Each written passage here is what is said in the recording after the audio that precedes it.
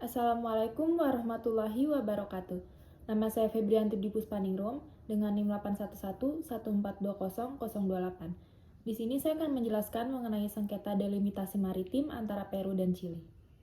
Pertama-tama, saya akan menjelaskan mengenai kronologi kasus sengketa delimitasi maritim antara Peru dan Chili. Sengketa Peru dan Chili dimulai pada tahun 1947 yang berawal dari klaim hak maritim 200 mil sepanjang garis pantai kedua negara yang dipicu oleh proklamasi Presiden Amerika Serikat pada 28 September 1945 yang mengeluarkan pernyataan klaim atas landas kontinen bahwa negara menguasai sumber daya dari lapisan tanah dan dasar laut di bawahnya.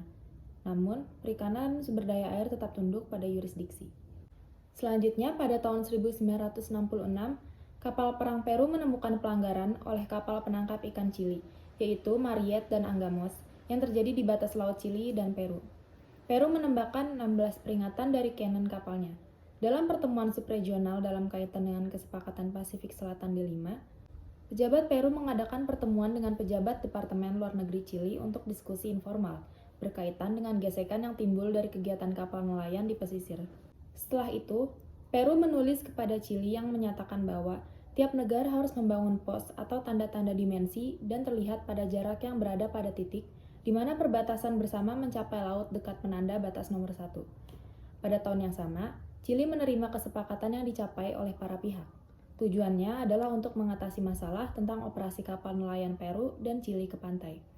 Chili memberlakukan batas maritim seperti Peru, di mana kapal ilegal nelayan akan dikenakan sanksi jika melakukan penangkapan ikan di perairan selatan batas politik internasional. Data yang masuk antara tahun 1984 dan 1994 sampai 2009, banyak kapal yang ditemukan di perairan Chili, dan kebanyakan kapal yang berada di perairan Chili yaitu kapal Peru. Namun, pada tanggal 28 Juli 2007, Presiden Peru menyatakan bahwa zona maritim antara Peru dan Chili tidak pernah dibatasi oleh kesepakatan atau perjanjian atau dalam instrumen hukum yang mengatur. Atas dasar itu, Peru menyatakan bahwa permasalahan batas akan ditentukan oleh pengadilan sesuai dengan hukum kebiasaan internasional. Namun, Chili berpendapat bahwa kedua belah pihak negara sudah menyepakati batas dari zona maritim yang dimulai dari pantai dan kemudian berlanjut sepanjang lintang paralel. Selain itu, Chili telah menolak untuk mengakui hak-hak berdaulat Peru di daerah maritim yang terletak dalam batas 200 mil dari pantai.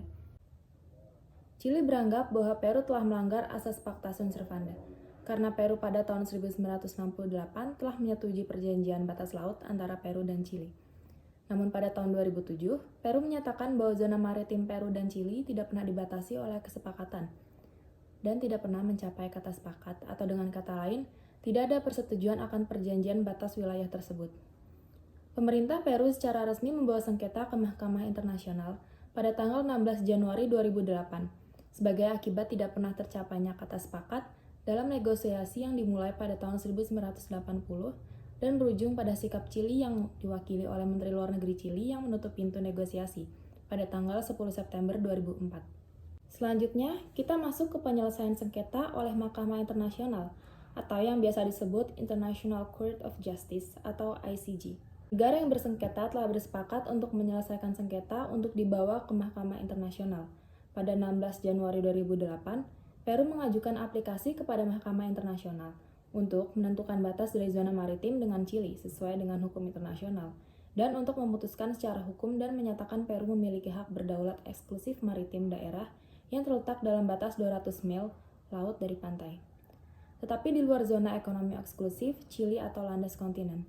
Setelah proses pengajuan sengketa, tahap selanjutnya yaitu tahap pembelaan, di mana dalam pembelaan tersebut, Peru dan Chili mempunyai perbedaan penafsiran tentang perjanjian yang disetujui oleh kedua belah pihak pada tahun-tahun sebelumnya. Menurut pembelaan Peru, dalam deklarasi Santiago pasal 4 tertulis mengenai batas maritim antara para pihak mengenai zona maritim tidak kurang dari 200 mil. Sesuai pasal tersebut, metode yang akan diklaimkan secara eksklusif ke zona maritim pulau adalah dari titik paralel geografis, di mana batas tanah masing-masing negara mencapai laut. Peru menilai bahwa pasal 4 tidak berlaku untuk situasi hubungan Peru dan Chili. Akibatnya, deklarasi Santiago tidak termasuk kesepakatan mengenai batas antara zona maritim umum dari negara-negara penandatanganan. Berbeda dengan Peru, menurut Chili bahwa deklarasi Santiago menetapkan kewajiban hukum yang mengikat. Hal ini dinyatakan dalam pasal 1L yaitu pemerintah Chili, Ekuador, dan Peru menyatakan sebagai norma kebijakan maritim internasional bahwa masing-masing memiliki kedaulatan eksklusif dan yurisdiksi atas laut di sepanjang pantai agar masing-masing untuk mengeluarkan jarak 200 mil laut dari pantai. Ketetapan ini berkaitan dengan pemeliharaan kebijakan maritim internasional. Negara pihak tidak membuat kewajiban berkurang. Selanjutnya, pasal 3 menyatakan bahwa kedaulatan eksklusif dan yurisdiksi atas zona maritim juga harus mencakup kedaulatan eksklusif dan yurisdiksi atas dasar laut dan tanah di dalamnya. Ini sudah termasuk hak hukum yang berkaitan dengan wilayah maritim termasuk landas kontinen. Selanjutnya, yaitu keputusan Mahkamah Internasional terhadap kasus ini. Mahkamah Internasional mengharap bahwa para pihak akan menentukan dengan koordinat yang sesuai, dengan putusan dengan adanya itikat baik dari masing-masing pihak agar menjadikan tetangga yang baik. Peru dan Chili menyatakan akan mematuhi apapun hasil dari putusan Mahkamah Internasional mengenai sengketa mereka. Resolusi damai dari batas sengketa maritim ini harus dianggap suatu hubungan negara yang baik, melihat bahwa asal mulanya sengketa ini dari permusuhan dan tumpang tindih kekuatan. Di sini jelas Mahkamah Internasional berhasil mencapai kompromi yang masuk akal antara posisi absolut yang diinginkan Peru dan Chili. Dengan adanya putusan Mahkamah Internasional, Peru dan Chili sama-sama sepakat. Chili memiliki batas lateral untuk 80 nanometer dan beberapa perikanan terkaya di wilayah klaim tumpang tindih. Dan Peru memiliki batas berjarak sama dari titik itu ke 200 nanometer yang memberikan sekitar 21.000 km persegi dari 38.000 km persegi yang disengketakan. Dengan demikian, kedua belah pihak dapat mengklaim kemenangan sampai batas tertentu yang sudah disepakati menurut batas-batas wilayah. Putusan secara umum melekat pada proposisi bahwa delimitasi batas maritim merupakan suatu solusi yang adil. Pengadilan dalam putusannya secara proaktif dalam mencapai suatu hasil yang sudah dimohonkan dan diajukan para pihak tanpa berpihak dan condong dengan salah satu pihak. Demikian penjelasan dari saya mengenai sengketa delimitasi maritim yang terjadi antara Peru dan Chili. Saya mohon maaf apabila ada kesalahan selama saya menyampaikan materi. Besar harapannya penjelasan saya dapat berguna dan bermanfaat. Sekian saya akhiri. Wassalamualaikum warahmatullahi wabarakatuh.